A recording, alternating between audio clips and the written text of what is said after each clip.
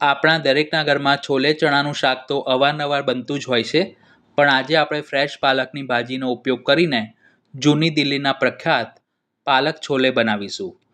આ છોલે એટલા સ્વાદિષ્ટ બને છે કે જો તમે એકવાર બનાવશો તો વારંવાર બનાવવાનું મન થશે. તો વિડીયોને એન્ડ સુધી અવશ્ય જોજો. 4 થી 5 વ્યક્તિને સર્વ કરી શકાય તેટલું શાક બનાવવા માટે મેં 1 વાટકી અથવા તો 150 ગ્રામ કઠોળના સૂકા કાબુલી ચણાને ધોઈને ઓવરનાઇટ માટે સાદા પાણીમાં પલાળી રાખ્યા હતા. સવારે ચણા સરખા ફૂલે પછી પલાળતી વખતે જે પાણી ઉમેર્યું હોય તે બધું નિતારી ચણાને એક વખત ધોઈ તેમાં બીજું થોડું પાણી ઉમેરવું. તમારી પાસે સમય ઓછો હોય તો તમે ચણાને 4 થી 5 કલાક માટે ગરમ પાણીમાં પણ પલાળી શકો છો. હવે પાણી સહિત આ ચણાને પ્રેશર કુકરમાં લઈ તેમાં સ્વાદ પ્રમાણે મીઠું અને અડધી ચમચી હળદર ઉમેરીશું. તેની સાથે ફ્લેવર માટે થોડા ખડા મસાલા ઉમેરીશું, જેમાં મેં 1 તમાલપત્ર, 1 તજનો ટુકડો, 1 મોટી ઇલાયચી અને 2 નંગ લવિંગ લીધા છે. તમને વધુ તીખું ખાવાનું પસંદ હોય તો 8 થી 10 નંગ કાળા મરી પણ ઉમેરી શકો છો. તેની સાથે 1 ચમચી ઘી ઉમેરી કુકરનું ઢાંકણ બંધ કરીને 5 વિસલ થાય ત્યાં સુધી તેને મીડિયમ ફ્લેમ પર પ્રેશર કૂક કરીશું. ચણાને ઓછા સમય માટે પલાળ્યા હોય તો બાફતી વખતે ચપટી જેટલા સોડા ઉમેરવા, જેથી તે બિલકુલ કડક ના રહે.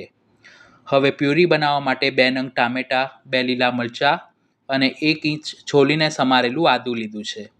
આ બધું જ એક નાના મિક્સર જારમાં કાઢી લઈશું. જૂની દિલ્હીમાં જે પાલક છોલે મળે છે તેમાં તેઓ ડુંગળી અને લસણનો પણ ઉપયોગ કરે છે, પણ મારી ચેનલ પર હું બધી જ રેસીપી સાત્વિક બતાવું છું એટલે મેં નથી ઉમેર્યું. તમારે ટામેટાને આ રીતે બ્લેન્ડ ન કરવા હોય તો એકદમ બારીક સમારીને પણ સાંતળી શકો છો. હવે બિલકુલ પાણી ઉમેર્યા વિના સરખી રીતે બ્લેન્ડ કરી અને તેની પ્યુરી બનાવીશું.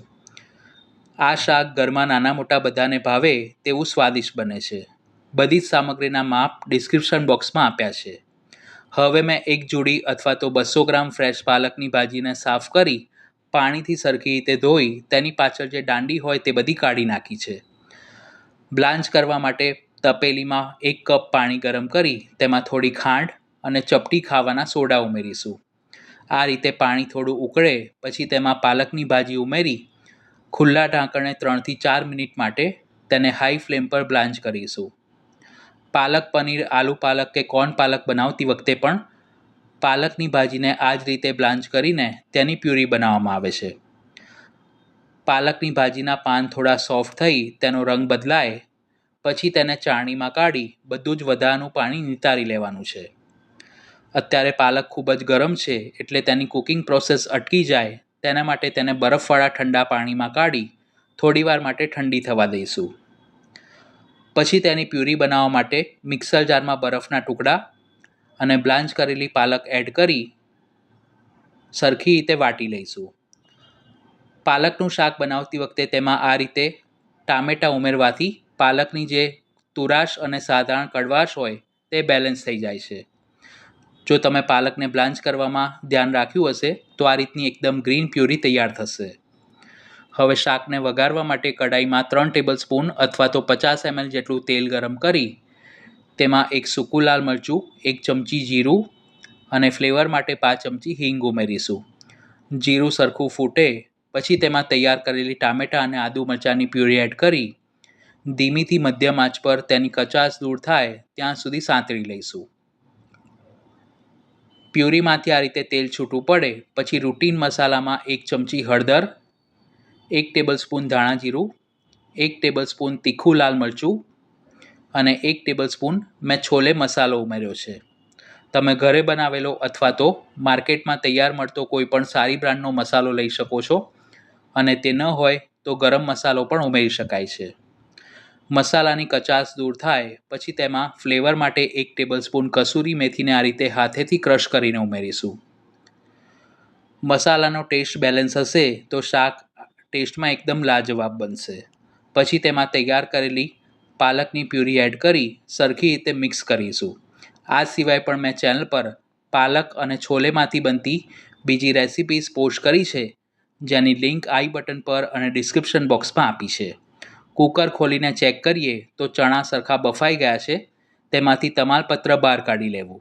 આ રીતે ચણાને દબાવીને જોઈએ તો તે બિલકુલ કાચા ન રહેવા જોઈએ, એટલે કે સરખા મેશ થવા જોઈએ. બાફતી વખતે જે પાણી લીધું હતું તેમાંથી 1 વાટકી જેટલું પાણી કાઢી લઈશું, જેથી કુકિંગ પ્રોસેસ પણ ઓછી થઈ જાય અને શાક બહુ પાતળું ના બને. હવે પાણી સહિત આ બાફેલા કાબુલી ચણાને ગ્રેવીમાં ઉમેરી મિક્સ કરીશું. તેમાં સ્વાદ પ્રમાણે અથવા તો શાકના ભાગનું મીઠું ઉમેરીશું. ચણા બાફતી વખતે પણ તેમાં અડધી ચમચી મીઠું ઉમેર્યું હતું, એટલે અત્યારે પ્રમાણસર લેવાનું છે. ગ્રેવી ઉકળે એટલે કડાઈ ઉપર લીડ ઢાંકીને 10થી 12 મિનિટ માટે ધીમીથી મધ્યમ આંચ પર કૂક કરીશું, જેથી શાકની કન્સિસ્ટન્સી પણ બેલેન્સ થઈ જશે અને કાબુલી ચણામાં બધા મસાલા અને ગ્રેવી સરખી રીતે ચડી જશે.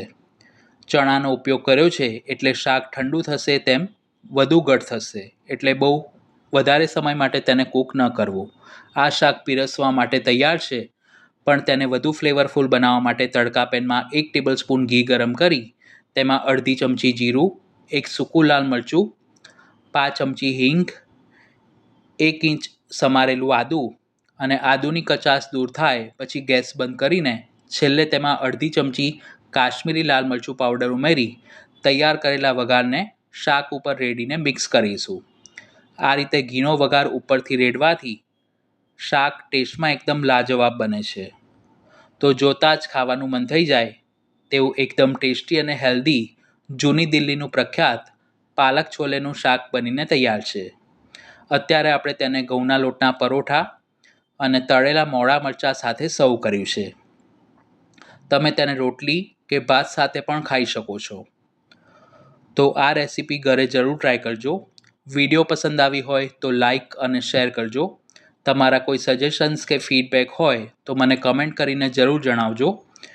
અને ચેનલ પર પહેલી વાર આવ્યા હો તો તેને સબસ્ક્રાઈબ કરી બાજુમાં આપેલા બેલ આઇકોન પર ક્લિક કરજો. તો ફરી મળીશું એક આવી જ નવી અને ઉપયોગી રેસીપી સાથે. વિડીયો જોવા બદલ આપનો ખૂબ ખૂબ ધન્યવાદ. જય શ્રી કૃષ્ણ.